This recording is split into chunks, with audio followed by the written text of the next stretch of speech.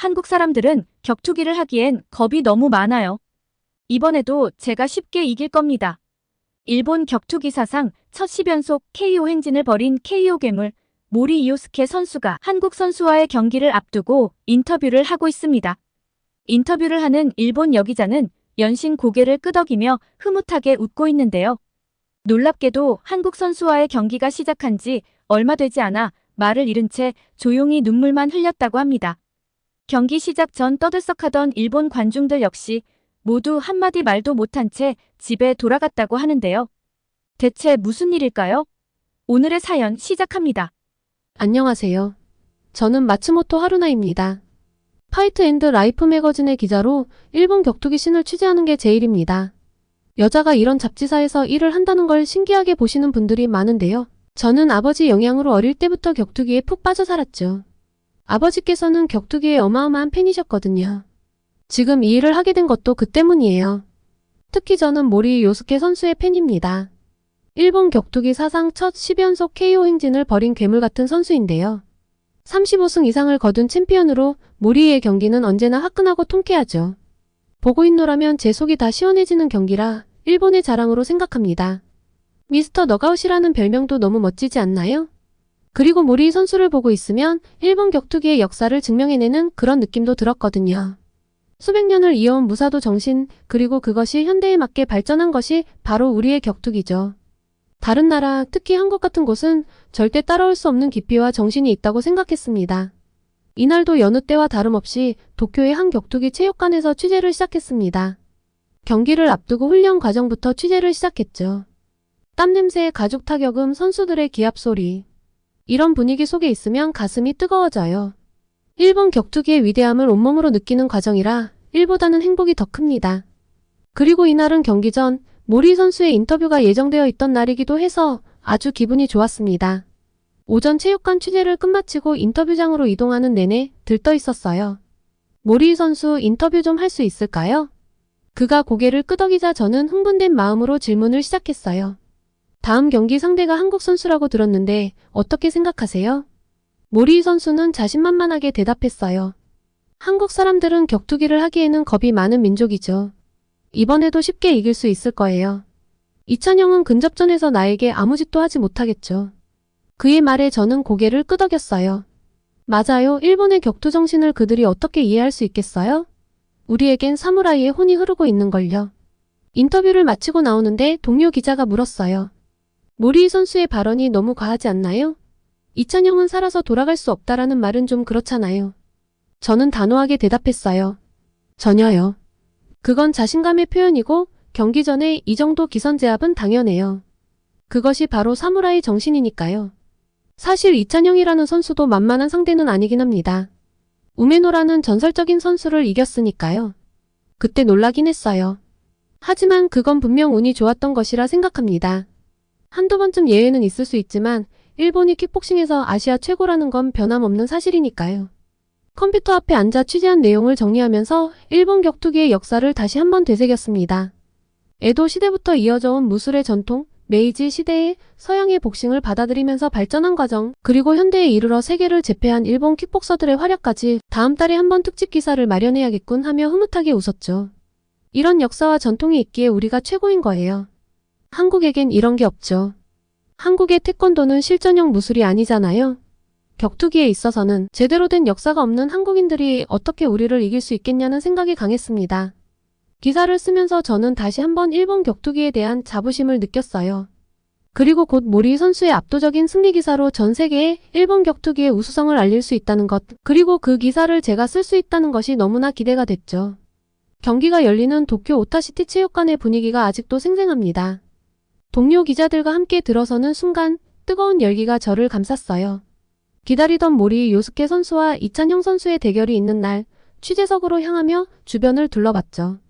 관중석은 이미 일본 팬들로 가득 찼고 모리의 이름이 적힌 플래카드가 곳곳에 보였어요. 관중들의 기대치도 한껏 올라간 느낌이었습니다. 경기를 앞두고 공기 중에 긴장감이 감돌고 있었습니다. 하지만 그 긴장감 속에서 저는 흥분과 기대를 느꼈어요. 이번 경기가 제 기사의 대표작이 될 거라는 확신을 가지고 있었거든요. 자리에 앉으며 노트북을 펼쳤어요. 옆자리 동료 기자가 물었죠. 하루나 씨, 오늘 경기 어떻게 보세요? 저는 자신 있게 대답했어요. 당연히 모리 선수의 압승이겠죠. 한국 선수가 무슨 수로 이기겠어요? 모리 선수의 KO 행진은 계속될 거예요. 그때 장내 아나운서의 목소리가 울려 퍼졌어요. 이제 선수들이 입장합니다. 선수들이 등장할 때 저는 이찬영 선수를 유심히 살폈습니다. 코리안 데빌이란 별명이 무색하게 그의 표정은 굳어 있었죠. 관중들 사이에서 작은 야유 소리가 들렸어요. 이찬영 선수의 얼굴은 더 굳어가는 느낌이었습니다. 저는 그때 속으로 이렇게 생각했습니다. 역시 과장된 별명이었어. 저 긴장한 표정 좀 봐. 반면 모리 선수는 큰 긴장을 한 것 같지 않았어요. 자신감 있는 얼굴이 스크린에 비춰지자 경기장이 들썩였죠. 모리 선수를 보며 저도 모르게 미소 지었어요. 그의 자신만만해하는 표정에 일본 팬들은 열광했고 저 역시 흥분을 감추지 못했죠. 이찬영 선수가 긴장을 많이 한 듯, 아무래도 기선에 제압당한 듯함, 아무래도 모리 선수가 여유있게 이기게 될 듯. 노트북 타자를 치는 제 손가락이 바빠졌습니다. 경기 시작 전 양 선수의 인터뷰 영상이 대형 스크린에 나왔는데요. 모리 선수의 말이 다시 한번 울려 퍼졌죠.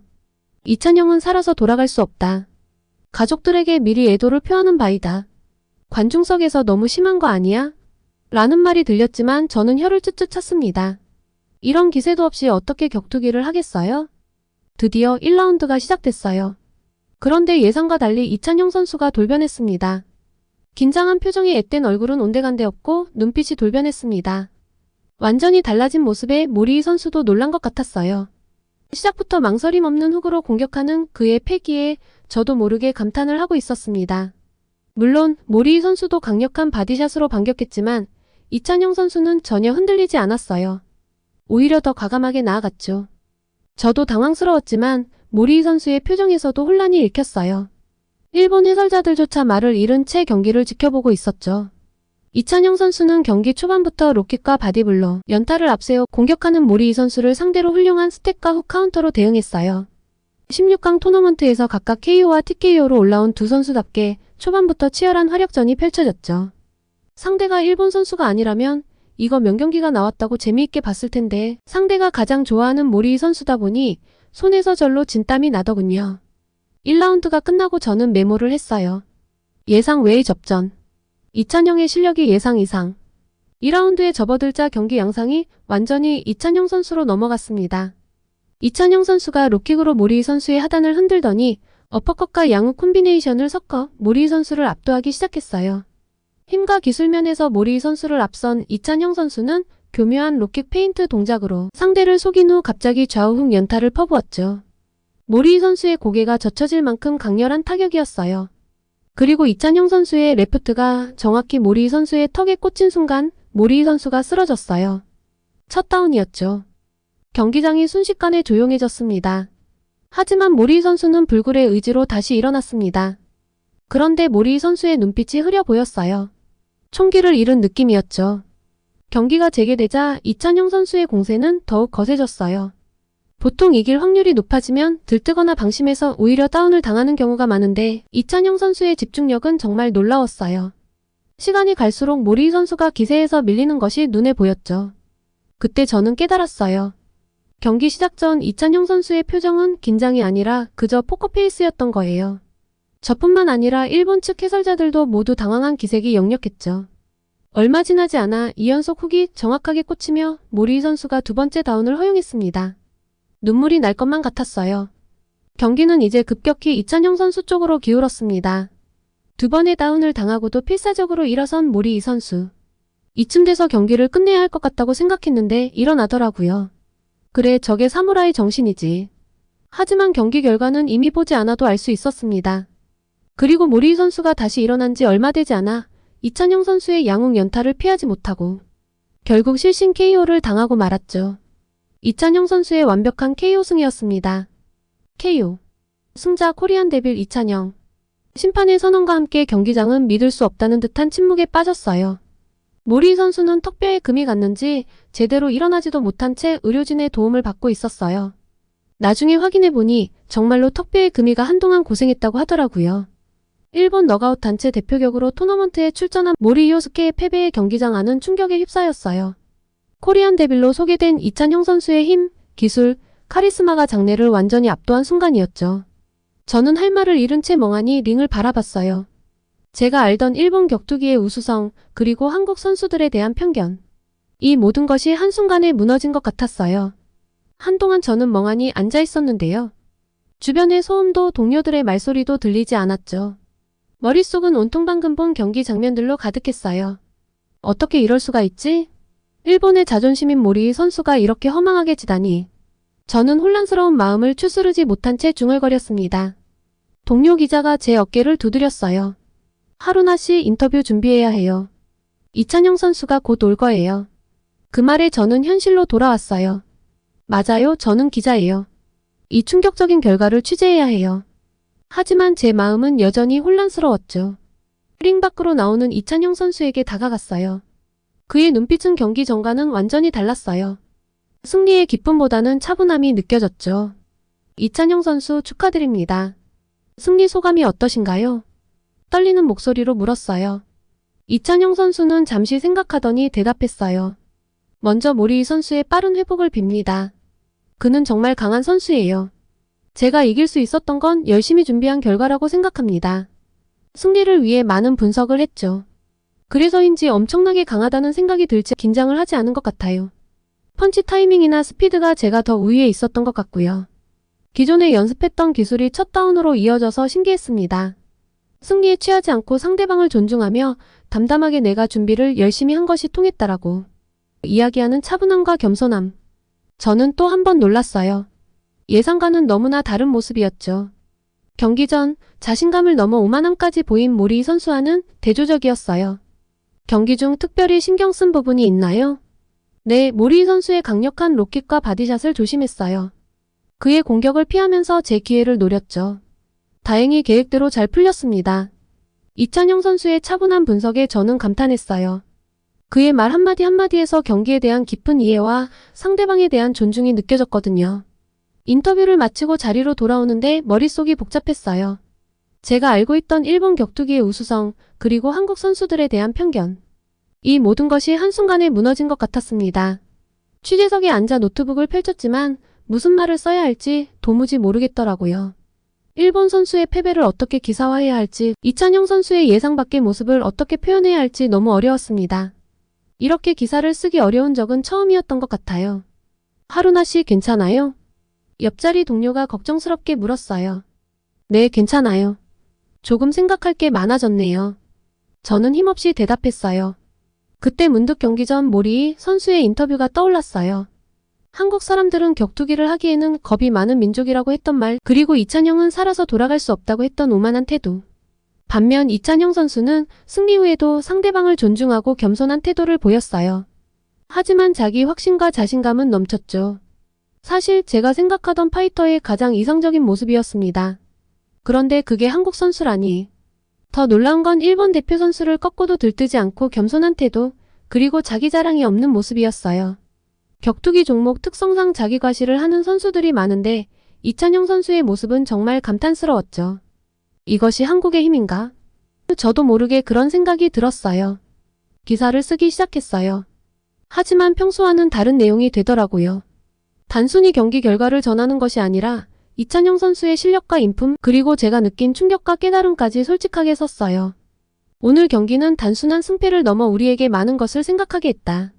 국적과 상관없이 진정한 강자의 모습이 무엇인지, 그리고 격투기 정신의 본질이 무엇인지를 보여준 경기였다. 기사를 마무리하면서 저는 깊은 숨을 내쉬었어요.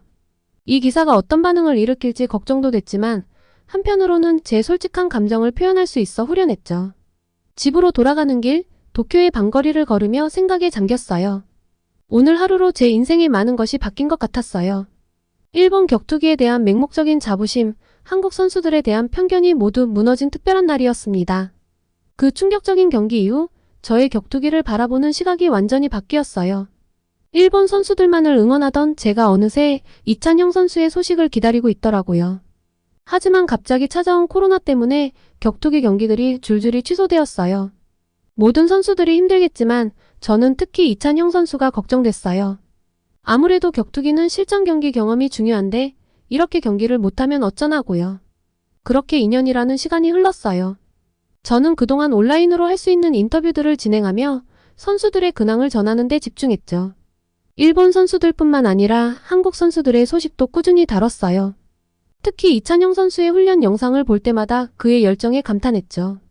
그리고 드디어 2년 8개월 만에 대형 경기가 열렸습니다. 라이즈 슈퍼패더급 챔피언 타이틀 방어전이었죠. 주인공은 다름 아닌 이찬영 선수였어요. 경기장에 들어서는 순간 예전과는 다른 느낌이 들었어요. 이제는 일본 선수만을 응원하는 게 아니라 좋은 경기 자체를 기대하는 마음이 컸거든요. 이찬영 선수의 모습은 여전했어요. 침착하고 겸손한 태도, 하지만 링에 올라가는 순간 변하는 강렬한 눈빛까지. 경기는 치열했어요. 이찬영 선수의 상대도 만만치 않았거든요. 하지만 결국 이찬영 선수가 승리를 거뒀어요.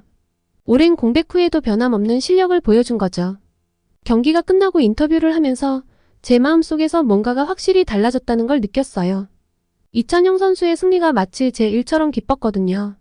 이찬영 선수, 오랜만의 경기였는데 멋지게 라이즈 슈퍼패더급 챔피언 타이틀 방어전에서 승리한 기분이 어떠세요? 제가 물었어요. 정말 긴장됐습니다. 하지만 팬 여러분의 응원 덕분에 이길 수 있었어요. 일본 팬분들께도 감사드립니다. 그의 대답에 저도 모르게 미소 지었어요. 여전히 겸손하고 예의 바른 모습이었죠. 기사를 쓰면서 제 마음속 변화를 담아냈어요. 일본 선수들만을 응원하던 제가 이제는 국적에 상관없이 실력 있는 선수를 응원하게 됐다고요. 물론 일본 선수들이 계속 패하는 걸 보면 가슴이 아프지만 진정한 실력자는 인정해야 한다고 생각해요. 기사를 올리고 나서 걱정도 됐어요. 제가 너무 한국 선수를 옹호하는 것처럼 보이지 않을까 하고요. 하지만 동시에 이게 제가 진심으로 느낀 바를 전하는 거라고 확신했어요. 예상과 달리 기사 반응이 꽤 좋았어요. 일본 팬들 중에서도 제 의견에 동의하는 사람들이 많았거든요. 특히 이찬영 선수는 국적을 떠나 실력이 있고 멋지다는 의견이 많았죠. 이런 선수들은 나라를 초월해 응원하는 문화가 조금씩 생기고 있다는 걸 느꼈습니다. 앞으로도 저는 한국 선수들에게도 애정을 가지고 지켜볼 거예요. 물론 일본 선수들도 마찬가지고요. 국적보다는 선수 개개인의 실력과 정신을 보는 거죠. 지난 몇 년간의 경험을 통해 저는 기자로서 그리고 한 사람으로서 많이 성장했다고 생각해요. 편견을 깨고 새로운 시각으로 세상을 보게 된 거죠. 이제 제 기사를 통해 더 많은 사람들에게 격투기의 진정한 가치는 국가 간의 경쟁이 아니라 인간의 한계에 도전하는 정신에 있고 그 도전의 현장에서 우리는 서로를 이해하고 존중하는 법을 배울 수 있다는 걸 알리고 싶습니다. 많은 선수들이 앞으로도 멋진 경기를 보여주길 바라며 저도 그들의 이야기를 전하는 기자로서 최선을 다하겠습니다. 한국 분들도 격투기에 많은 관심을 보내주시면 정말로 감사하겠습니다. 한국에 갈 수 있다니 이건 죽어도 가야 해. 여기 카자흐스탄 알마티의 한 어느 집. 교환학생으로 뽑혀 한국에 갈 수 있다는 소식에 세상을 다 가진 듯 기뻐하는 소녀가 있습니다. 그런데 이렇게 기뻐하는 소녀 뒤 부모님의 얼굴은 굉장히 어두운데요. 남몰래 한숨도 쉬는 모습도 보이네요. 대체 무슨 일일까요? 두 번째 사연 시작합니다. 안녕하세요. 저는 카자흐스탄 알마티에 살고 있는 대학생 디아나입니다. 저는 청소년기 때부터 한국에 아주 관심이 많아 대학도 한국어과에 진학을 했는데요. 좀 한류 바람이 본격적으로 일기도 전에 한국에 대해 관심을 가진 카자흐스탄 사람이라니 신기하게 보실 것 같은데요. 혹시 데니스 텐이라는 피겨 선수를 아시나요? 한국의 유명한 피겨스케이팅 선수 김연아 선수와 같은 소속사였던 덕분에 김연아 선수의 아이스쇼도 출연해서 아마 기억하시는 분이 계실 수도 있겠는데요. 한국에는 의병대장 민금호의 후손 고려인 데니스 텐으로 더 잘 알려져 있다고 알고 있습니다. 한국에서 다큐멘터리도 방영되었었죠. 데니스 텐이라는 선수는 카자흐스탄의 김연아라고 생각하시면 됩니다. 카자흐스탄 피겨스케이팅 선수로는 처음으로 세계선수권 메달을 따냈고 2014년 소치올림픽까지 카자흐스탄 피겨스케이팅의 최초를 만들어낸 선수죠. 저는 어려서부터 데니스 텐 선수를 몹시 좋아했습니다. 우리나라의 최초를 써내려가는 선수이니 자부심이 생길만 하잖아요. 그리고 피겨에 관심이 가니 김연아 선수를 안 좋아할 수가 없었죠. 그래서 저는 자연스럽게 한국을 몹시 좋아하게 되었습니다. 데니스 텐 선수는 2018년 자동차 백미러를 훔치려는 괴한들과 난투극을 벌이다가 흉기에 찔려서 너무나도 허망하게 사망했는데요. 몇 날 며칠을 울며 슬퍼했던 저는 아직도 여전히 그의 경기 영상을 돌려보고 그리워한답니다. 그리고 그의 뿌리인 한국에 대한 관심도 여전하고요. 그래서 대학도 한국어과로 진학을 했죠. 부모님께서 한국에서 취업은 어려울 수 있다며 말렸지만 저는 제 뜻을 굽히지 않았습니다. 아마 부모님께서 이렇게 말린 건 저희 집 사정이 넉넉하지 않아서일 수도 있는데요. 사실 저는 가난한 집안의 장녀이거든요.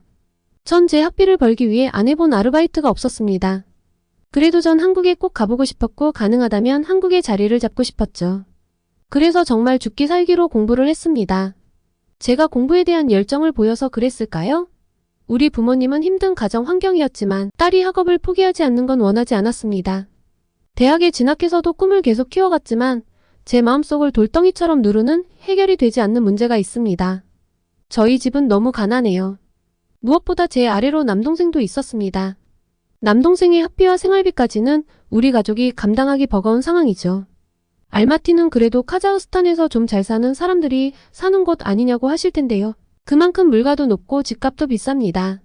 이사를 갈까도 여러 번 고민했지만 부모님께서는 저희 남매의 장래를 위해 카자흐스탄의 다른 지역보다 교육 수준이 높은 이 알마티를 떠날 수 없다고 너희들이 공부만 열심히 하면 된다고 끝까지 버틸 거라며 입버릇처럼 말씀해 오셨죠. 이놈의 돈은 사람을 자꾸 눈치 보게 만들고 위축되게 만들었습니다. 돌이켜보면 눈치가 보여서 간식을 먹고 싶다든가 어딜 가고 싶다든가 하는 이런 생각은 엄두도 못 냈어요. 일찌감치 단념했죠. 그러고 보면 전 단 한 번도 부모님께 이거 사달라, 저거 사달라 어리광 피워본 적이 없는 것 같아요. 뭔가를 조르거나 투정해도 얻어낼 수 없단 걸 알아서 그랬던 것 같습니다. 하지만 부모님과 조부모님은 그런 저를 보면서 장녀라서 착하다고 칭찬 일색이었죠. 성인이 된 지금 생각해보면 그게 마냥 듣기 좋은 말은 아닌 것 같아요. 저는 오히려 그런 말들 때문에 착한 아이 콤플렉스에 시달렸다고 생각합니다. 장녀라는 부담감에 내가 꼭 뭔가 해내야 한다는 압박감을 많이 받았거든요. 그게 지금의 악바리 근성을 갖추게 해서 제가 공부를 잘하게 되긴 한 것 같지만요. 어쨌든 전 머리와 몸이 어느 정도 자란 후에는 제가 공부도 잘해야 하지만 집안 살림의 보탬이 되어야만 한다는 사실을 누가 말해주지 않아도 깨달았습니다. 그래서 전 안 해본 아르바이트가 없어요. 거의 24시간을 쪼개어가면서 바쁘게 악으로 살았던 것 같습니다. 왜 그렇게 죽기 살기로 살았냐고요? 공부를 잘하면 이 가난에서 벗어날 수 있을 거라고 생각했거든요. 제가 했던 아르바이트 중 식당 서빙도 있었는데요. 카자흐스탄이 유명한 관광지는 아니지만 가끔 여행으로 이 먼 나라까지 오는 관광객들을 만날 때가 있었습니다. 그때 한국 사람들을 많이 만나진 않았지만 하나같이 정말 친절했어요. 그들은 제가 일하는 모습을 보며 힘들지 않냐고 격려도 해주고 이상한 눈빛도 보내지 않았죠. 딸 같다며 꼭 공부 열심히 해서 성공하라는 덕담도 아끼지 않았습니다.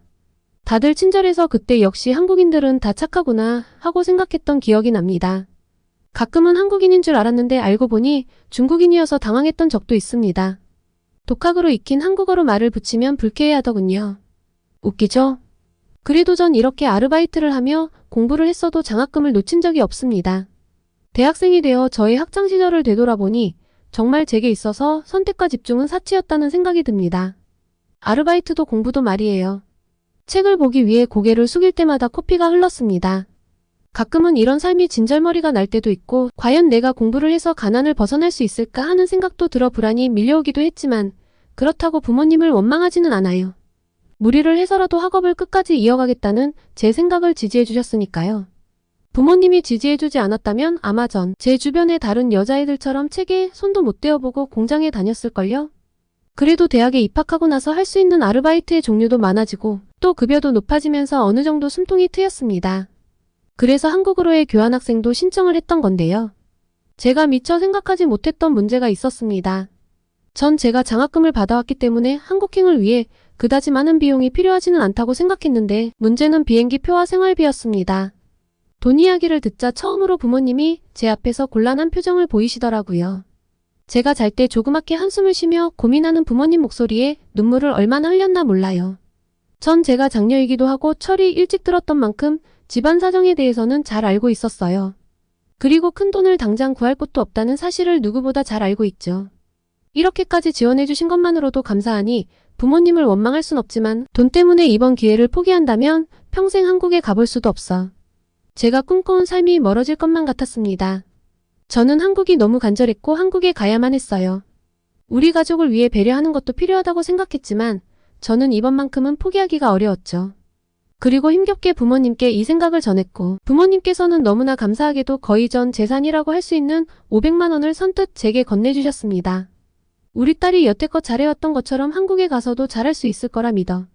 그러니까 투자하는 거란다. 투자자를 실망하게 만들지 않게 내가 잘할 거라 생각해. 우리 딸이 성공한다면 정말 우리 집안의 큰 자랑거리가 되겠구나. 아버지의 말에 눈물이 왈칵 쏟아졌습니다. 그리고 전 정말 감사한 마음으로 한국에 발을 디딜 수 있었죠. 공부하기 위해 온 한국은 정말 마음에 들었습니다. 데니스 텐 다큐멘터리에서 보았던 반짝반짝하고 세련된 한국은 정말 환상적이었죠. 공부도 정말 열심히 했어요. 그리고 부모님께 돈을 갚기 위해 아르바이트도 했고요. 학교 생활이 즐거워서 낯선 환경에서도 버틸 수 있었습니다. 특히 학교밥은 학생들에게 제공하는 것이어서 그런지 몰라도 가격이 정말 저렴했어요. 음식의 질은 말할 것도 없이 좋았고요. 그래서 저는 학식을 정말 사랑했습니다. 그리고 한식에도 푹 빠지게 됐죠. 학식이 워낙 맛있어서 한국 음식에 빨리 정을 붙일 수 있었어요. 또한 대학에서 만난 친구들은 어찌나 친절했는지 몰라요. 한국어는 꽤 하지만 이렇게 발전한 나라에서 살아보지 않아. 모든 것들이 낯설고 생소한 제게 하나하나 자세히 알려주고 도움을 주었습니다. 학교에서 기숙사 생활을 했었는데요. 기숙사는 학교에서 무료로 제공해줬습니다. 가진 돈이 없다 보니 기숙사 비용까지 내려면 제가 밥을 굶어야 할 수도 있었는데 다행히 학교 지원을 받을 수 있었죠. 솔직히 룸메이트를 잘못 만날까봐 걱정이 이만저만이 아니었는데 정말 다행히 잘 만났어요. 함께 방을 쓰는 친구는 제가 외국인이라 꺼릴 수도 있었는데 전혀 그렇지 않았죠. K-팝에 관심이 있냐며 오히려 먼저 다가와 주었거든요. 전 그 친구 덕분에 이젠 아이돌 팬이 돼버렸답니다. 방탄소년단의 팬이에요. 친구 덕분에 멋진 사진들도 많이 얻을 수 있었고 함께 매일 방에서 방탄소년단 얘기를 하면서 행복한 하루들을 보냈어요. 그리고 정말 좋았던 건 한국에서는 공부하면서도 돈을 벌어 고향으로 보낼 수 있었습니다. 카자흐스탄에서 일했을 때보다 많은 돈을 벌 수 있었어요. 한국에서의 아르바이트 급여는 카자흐스탄 직장인 월급보다 높았거든요. 전 삼겹살집에서 아르바이트를 했었는데요. 외국인이라서 채용을 꺼리지 않을까 했는데 편견 없이 저를 받아주셨습니다. 또 정말 감사하게도 제가 외국인인 걸 감안해서 제가 실수를 해도 감사 안아주셨어요. 그리고 감사하게도 우리 딸 나이인데 기특하다며 보너스를 챙겨주실 때도 있었어요. 가게 장사가 잘 될 때는 덕분에 이렇게 돈을 번다며 오늘 고생했다고 주시곤 했죠. 다음 날이 쉬는 날이면 쉴 때 밥 챙겨 먹고 있냐고 안부 연락을 주시기도 했어요. 지금은 그만두었지만 아무리 생각해도 그 사장님께 받았던 것들은 잊을 수가 없습니다. 절 정말 자식처럼 잘 챙겨주셨었거든요. 끼니도 거르지 않도록 챙겨주셨고 때로는 정말 부모-자식 관계처럼 시시콜콜한 일상 이야기도 주고받고는 했죠. 가끔 부모님이 보고 싶을 때가 있었는데 그때 사장님께 많이 의지했었어요. 정말 다행스럽게도 현재 그 가게는 대박이 나서 줄을 서지 않고는 먹을 수가 없답니다. 착한 사람은 승리한다는 말은 정말인 것 같아요. 너무 다행이고 앞으로도 더 대박 났으면 좋겠어요. 저는 한국에서 금방 돈을 벌었기 때문에 부모님께 빌린 큰 돈을 생각보다 빨리 갚을 수 있었습니다. 그리고 이젠 저희 집 경제에 도움도 되고 있죠. 가끔은 제가 쓸 곳을 아끼면서 남동생이나 부모님께 용돈을 더 드릴 정도는 됩니다.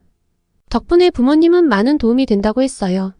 저는 가끔 남동생 학비도 부담할 때가 있었는데요. 남동생도 공부를 곧잘하니 보람차고 뿌듯한 순간이 많았습니다. 그리고 이젠 한국을 떠나고 싶지 않다는 생각으로 가득한데요. 제가 공부를 열심히 하며 장학금을 유지하고 아르바이트를 열심히 하면 계속 한국에서 남아다른 기회를 얻을 수 있다는 사실을 알았거든요. 제가 잘하는 러시아어 한국어 능력을 활용해 한국에서 정말 중요한 사람으로 자리 잡고 싶어요. 한국은 제게 있어서 꿈을 이루어줄 수 있는 환상의 나라거든요. 그래서 앞으로도 저는 더 열심히 공부하고 무슨 일이든 긍정적인 생각으로 헤쳐나갈 생각입니다. 제가 꾸려나갈 한국에서의 삶을 많은 분들이 응원해 주시면 더 힘이 날 것 같습니다.